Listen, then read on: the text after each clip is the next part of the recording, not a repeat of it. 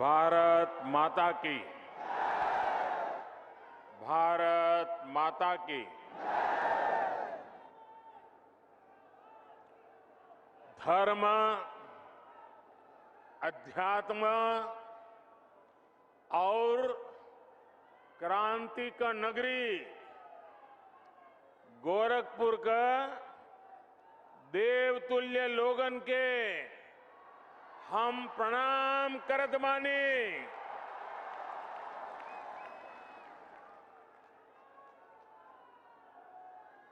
परमहंस योगानंद महायोगी गोरखनाथ जी, वंदनीय हनुमान प्रसाद पोद्दार जी और महाबलिदानी पंडित राम प्रसाद बिस्मल का ई पावन धरती का कोटि कोटि नमन।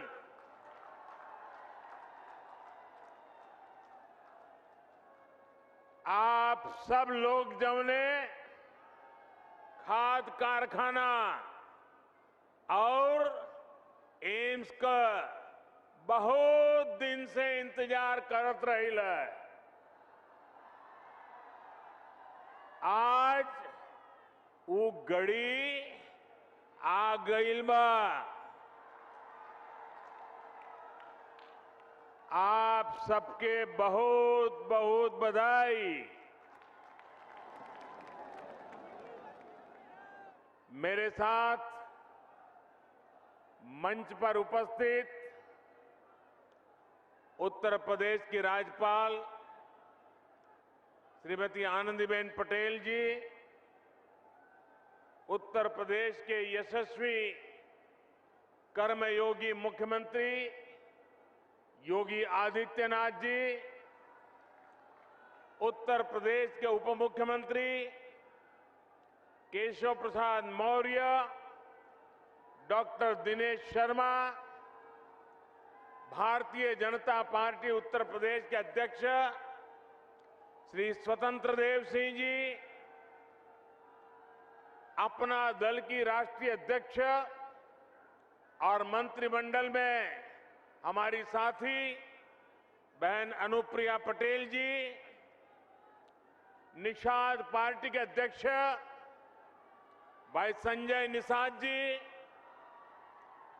मंत्रिमंडल में मेरे सहयोगी श्री पंकज चौधरी जी, उत्तर प्रदेश सरकार के मंत्री श्री जयप्रताप सिंह जी, श्री सूर्य प्रताप शाही जी, श्री दारा सिंह चौहान जी, स्वामी प्रसाद मौर्य जी, उपेंद्र तिवारी जी, सतीश द्विवेदी जी, जयप्रकाश निषाद जी, राम चौहान जी, आनंद स्वरूप शुक्ला जी, संसद में मेरे साथीगण, यूपी विधानसभा और विधान परिषद के सदस्यगण और विशाल संख्या में हमें आशीर्वाद देने के लिए आए हुए मेरे प्यारे भाइयों और बहनों,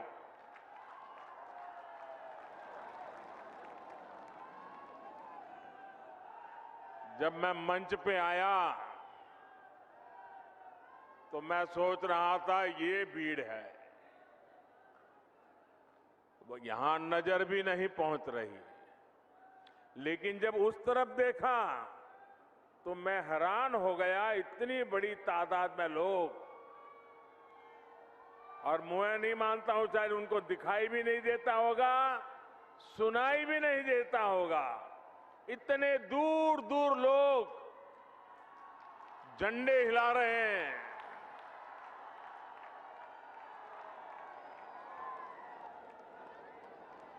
ये आपका प्यार, ये आपके आशीर्वाद हमें आपके लिए दिन रात काम करने की प्रेरणा देते हैं, ऊर्जा देते हैं, ताकत देते हैं। 5 साल पहले मैं यहां एम्स और खाद कारखाने का शिलान्यास करने आया था। आज इन दोनों का एक साथ लोकार्पण करने का सौभाग्य भी आपने मुझे ही दिया है।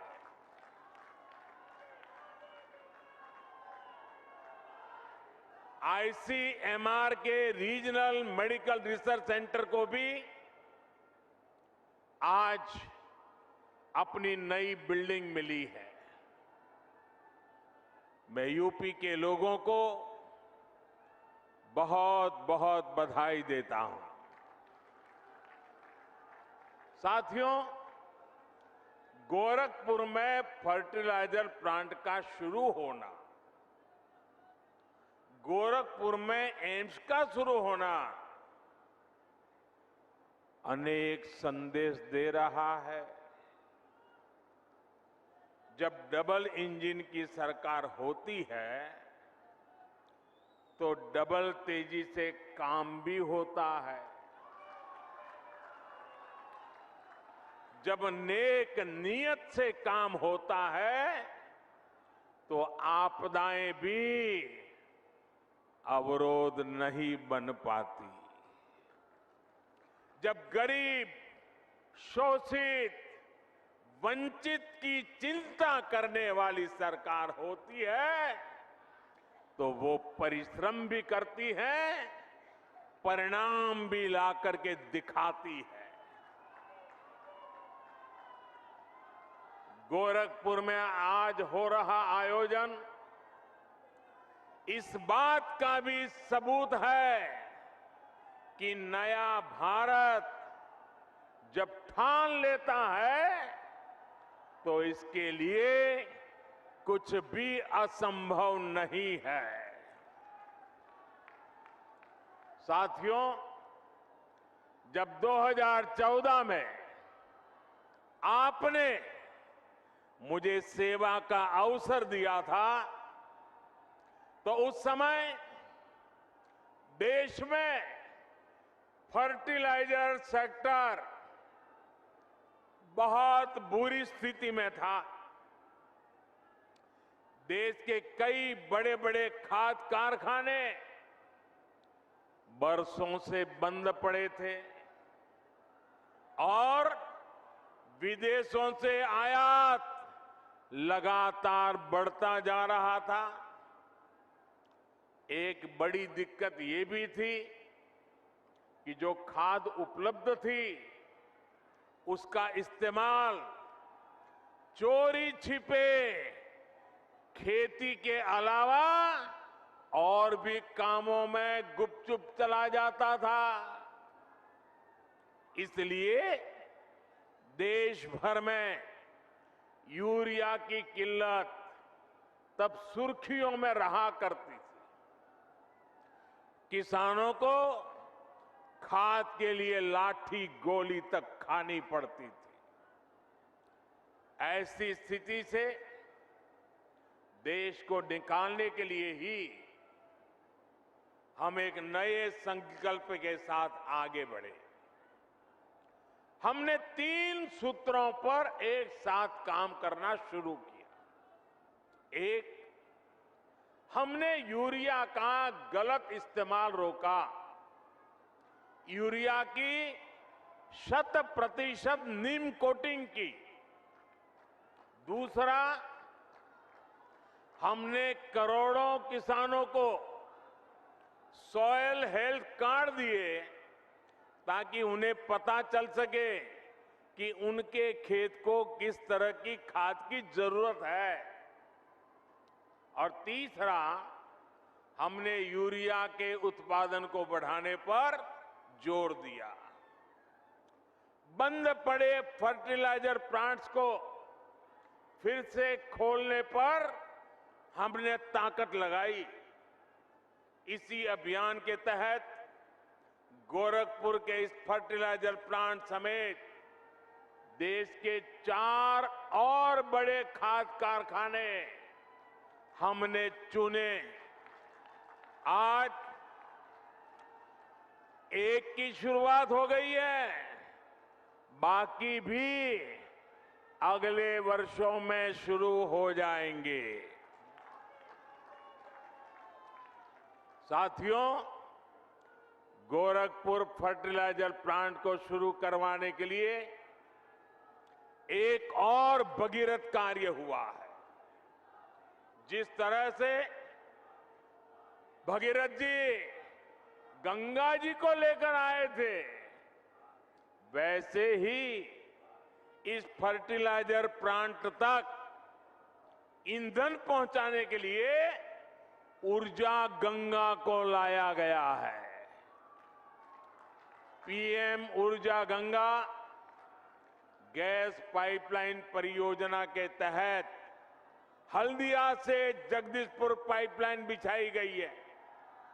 इस पाइपलाइन की वजह से गोरखपुर फर्टिलाइजर प्लांट तो शुरू हुआ ही है, पूर्वी भारत के दर्जनों जिलों में पाइप से सस्ती गैस भी मिलने लगी है।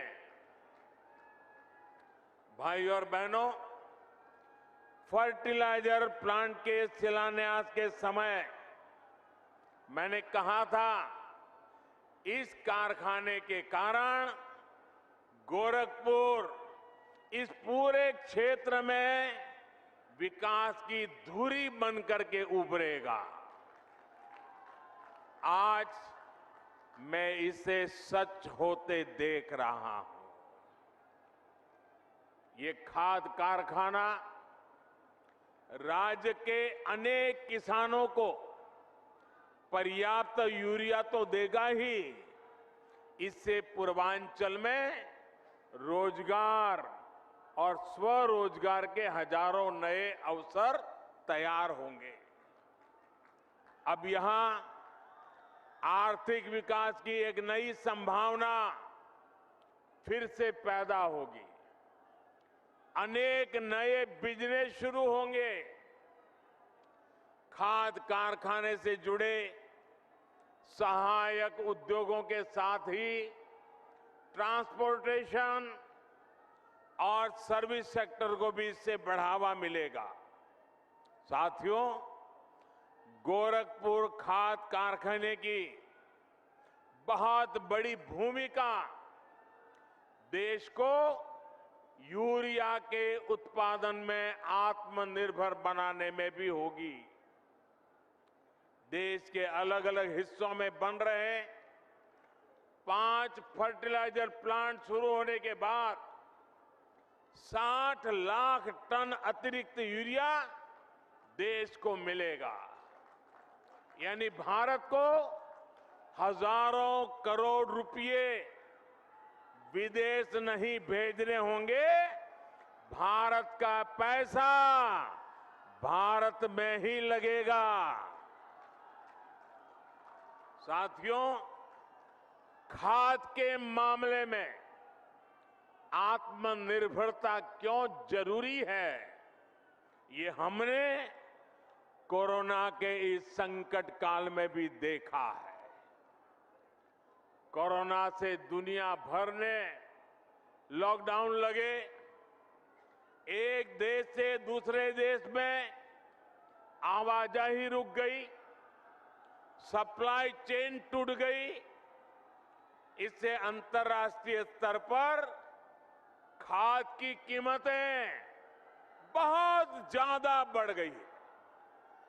लेकिन किसानों के लिए समर्पित और संवेदनशील हमारी सरकार ने ये सुनिश्चित किया कि दुनिया में फर्टिलाइजर के दाम भले बढ़े, बहुत बढ़ गए, लेकिन वो बोझ हम किसानों की तरफ नहीं जाने देंगे।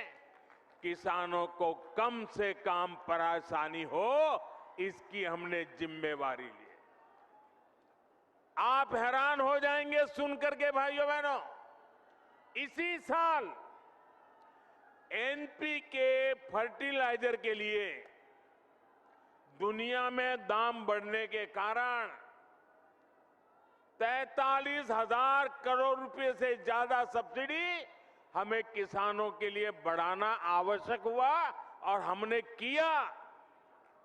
यूरिया के लिए भी सब्सिडी में हमारी सरकार ने 33,000 करोड़ रुपयों की वृद्धि की। क्यों? कि दुनिया में दाम बढ़े, उसका बोझ हमारे किसानों पर न जाए।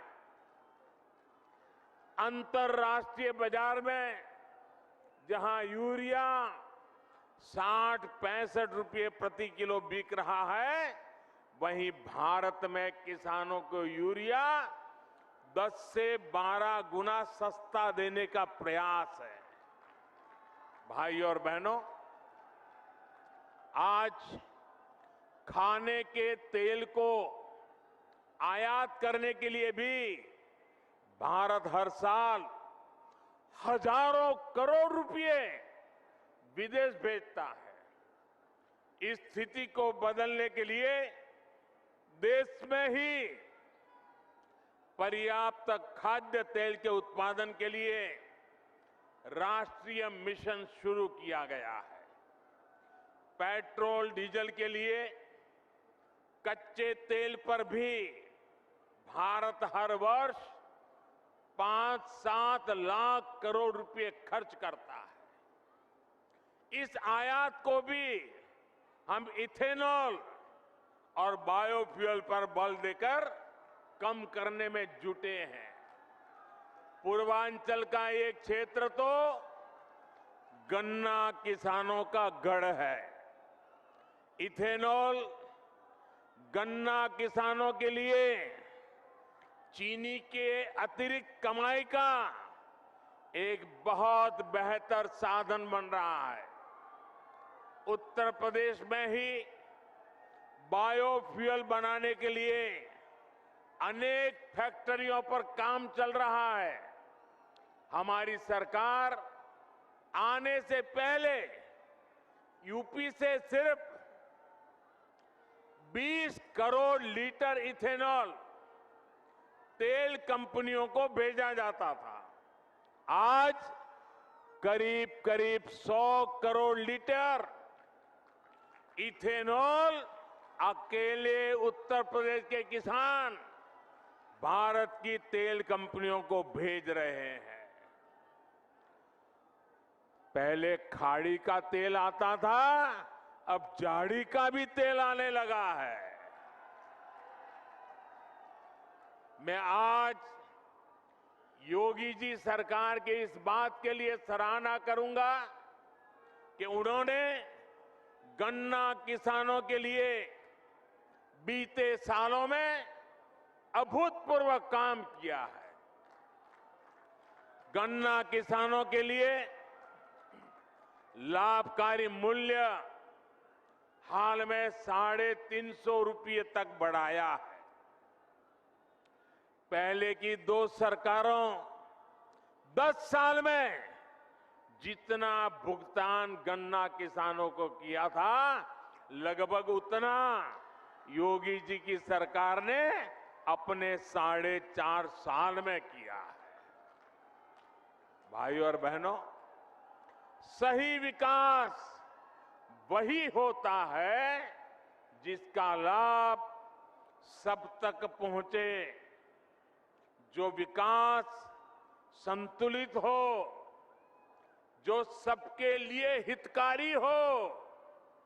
और ये बात वही समझ सकता है जो संवेदनशील हो, जिसे गरीबों की चिंता हो।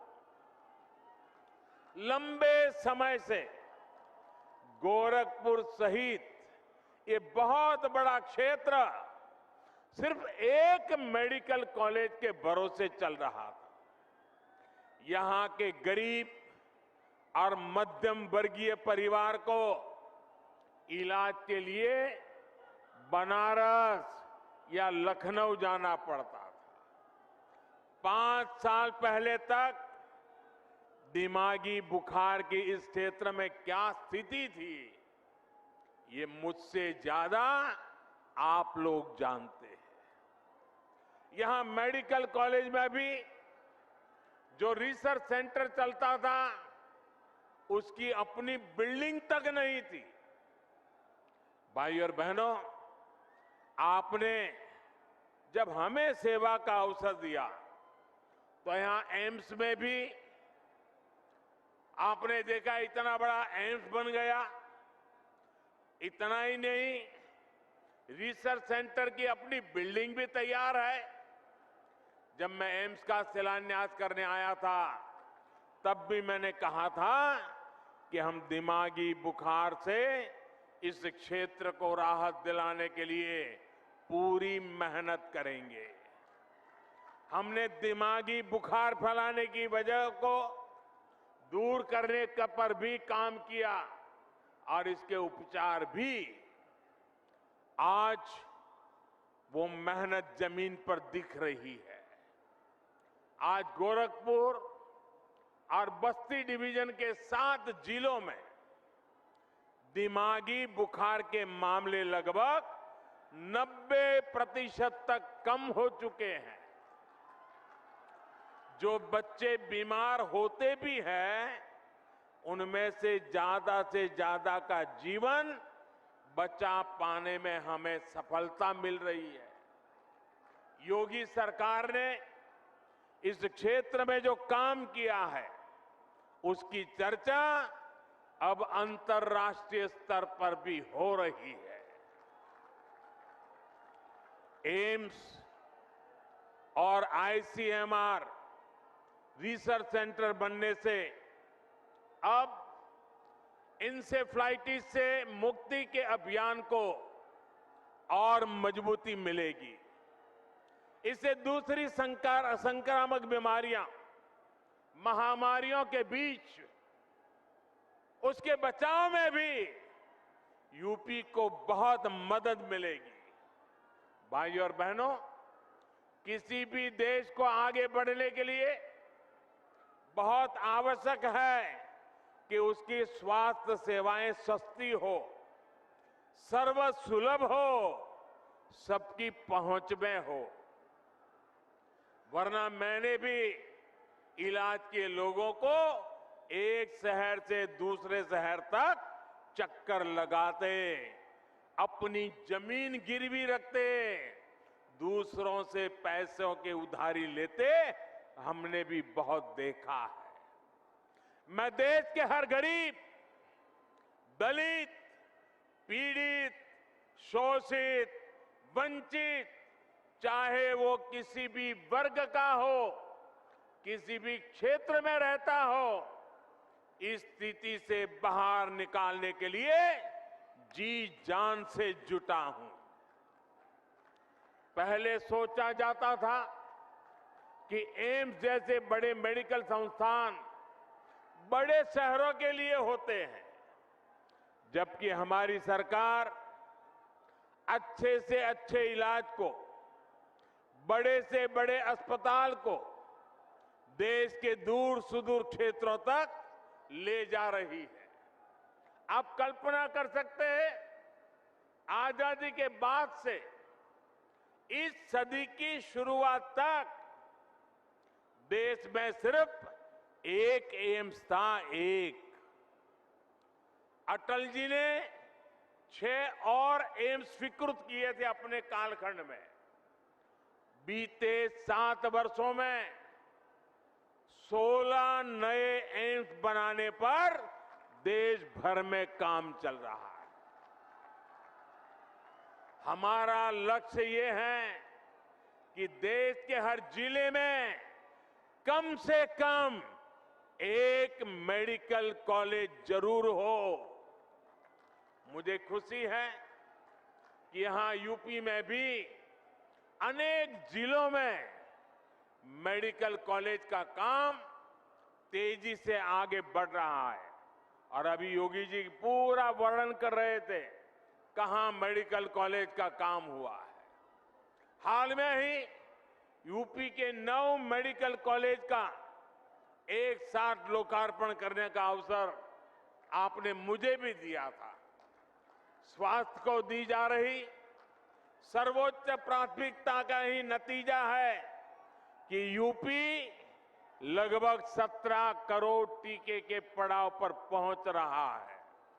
भाइयों और बहनों, हमारे लिए 130 करोड़ से अधिक देशवासियों का स्वास्थ्य, सुविधा और समृद्धि सर्वोपरि है। विशेष रूप से हमारी माताओं, बहनों, बेटियों की सुविधा और स्वास्थ्य, जिस पर बहुत ही कम ध्यान दिया गया। बीते सालों में पक्के घर, शौचालय, जिसको आप लोग इज्जत घर कहते हैं, बिजली, गैस, पानी, पोषण, टीकाकरण, ऐसी अनेक सुविधाएं जो गरीब बहनों को मिली है, उसके परिणाम अब दिख रहे हैं। हाल में जो फैमिली हेल्थ सर्वे आया है, वो भी कई सकारात्मक संकेत देता है। देश में पहली बार महिलाओं की संख्या पुरुषों से अधिक हुई है। इसमें बेहतर स्वास्थ्य सुविधाओं की भी बड़ी भूमिका है। बीते 5-6 सालों में महिलाओं का जमीन और घर पर मालिकाना हक बढ़ा है और इसमें उत्तर प्रदेश टॉप के राज्यों में है। इसी प्रकार बैंक खाते और मोबाइल फोन के उपयोग में भी महिलाओं की संख्या में अभूतपूर्व वृद्धि दर्ज की गई है। साथियों, आज आपसे बात करते हुए मुझे पहले की सरकारों का दोहरा रवैया, जनता से उनकी बेरुखी भी बार बार याद आ रही है। मैं इसका जिक्र भी आपसे जरूर करना चाहता हूं। सब जानते थे कि गोरखपुर का फर्टिलाइजर प्लांट इस पूरे क्षेत्र के किसानों के लिए, यहां रोजगार के लिए कितना जरूरी था, लेकिन पहले की सरकारों ने इसे शुरू करवाने में कोई दिलचस्पी नहीं दिखाई। सब जानते थे कि गोरखपुर में एम्स की मांग बरसों से हो रही थी, लेकिन 2017 से पहले जो सरकार चला रहे थे, उन्होंने एम्स के लिए जमीन देने में हर तरह के बहाने बताए। मुझे याद है, जब बात आर्या पार की हो गई, तब बहुत बेमन से, बहुत मजबूरी में पहले की सरकार द्वारा गोरखपुर एम्स के लिए जमीन आवंटित की गई थी। साथियों, आज का ये कार्यक्रम उन लोगों को भी करारा जवाब दे रहा है जिन्हें टाइमिंग पर सवाल उठाने का बहुत शौक है। जब ऐसे प्रोजेक्ट पूरे होते हैं तो उनके पीछे बरसों की मेहनत होती है, दिन रात का परिश्रम होता है। ये लोग कभी इस बात को नहीं समझेंगे कि कोरोना के इस संकट काल में भी डबल इंजन की सरकार विकास में जुटी रही, उसने काम रुकने नहीं दिया। मेरे प्यारे भाइयों बहनों, लोहिया जी, जयप्रकाश नारायण जी के आदर्शों को, इन महापुरुषों के अनुशासन को ये लोग कब से छोड़ चुके हैं। आज पूरा यूपी भली भांति जानता है कि लाल टोपी वालों को लाल बत्ती से मतलब रहा है। उनको आपके दुख तकलीफ से कोई लेना देना नहीं है।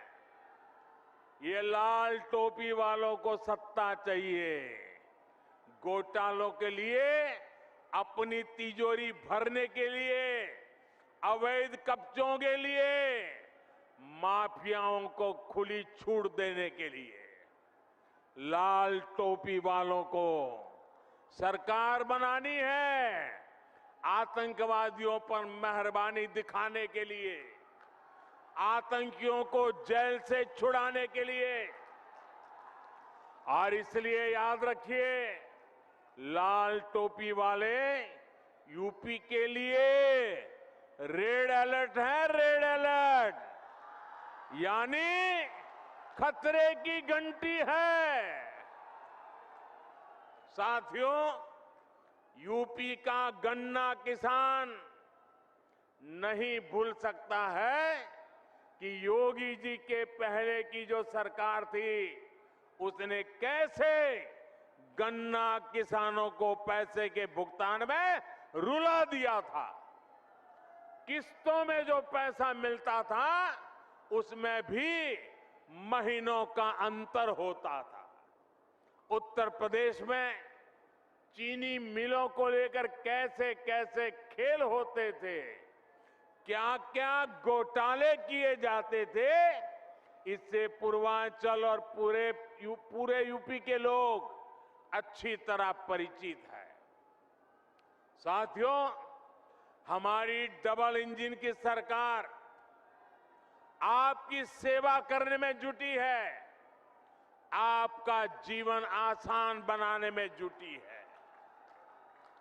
भाइयों बहनों, आपको विरासत में जो मुसीबतें मिली हैं, हम नहीं चाहते हैं कि आपको ऐसी मुसीबतें विरासत में आपके संतानों को देने की नौबत आए।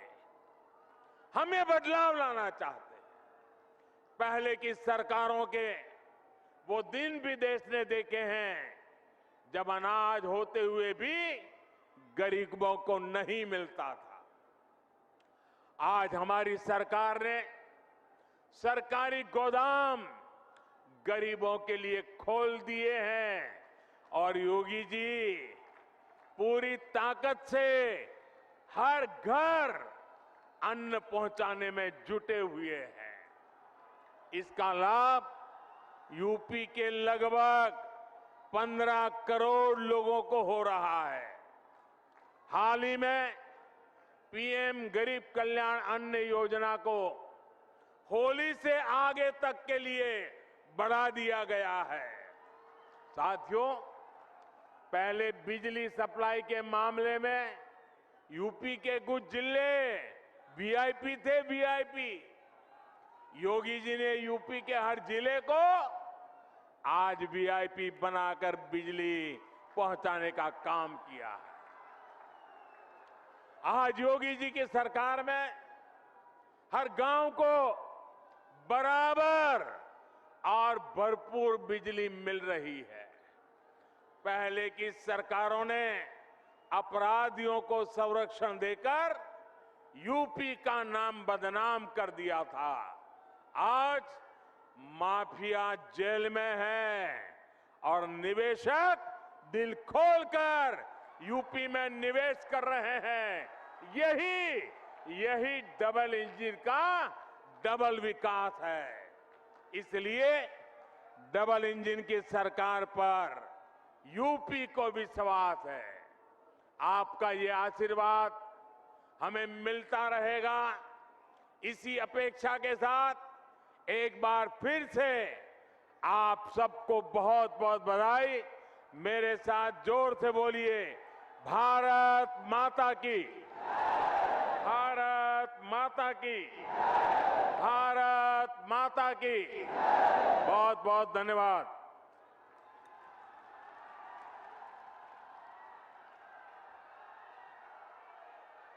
बहुत बहुत धन्यवाद माननीय प्रधानमंत्री जी, आपके ओजस्वी और प्रेरणादायी उद्बोधन के लिए। आप हमारा विश्वास हैं, आप हमारा स्वाभिमान हैं, आप हमारा गौरव हैं। आपकी वाणी, आपके वचन, आपका व्यक्तित्व, आपका नाम हमें ऊर्जा से भर देता है और आत्मनिर्भर भारत के निर्माण के लिए अग्रसर और तत्पर भी करता है। आपको हम सब की ओर से प्रणाम। मैं चाहूंगी जोरदार तालियों के साथ, अपनी तालियों के प्रणाम के साथ माननीय प्रधानमंत्री महोदय को विदा दें।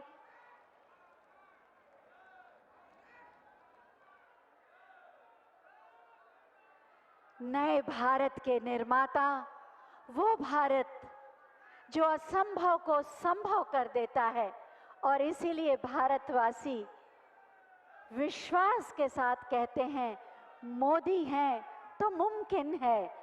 असंभव को संभव करने वाले माननीय प्रधानमंत्री महोदय को करतल ध्वनि के साथ विदा दीजिए। अपने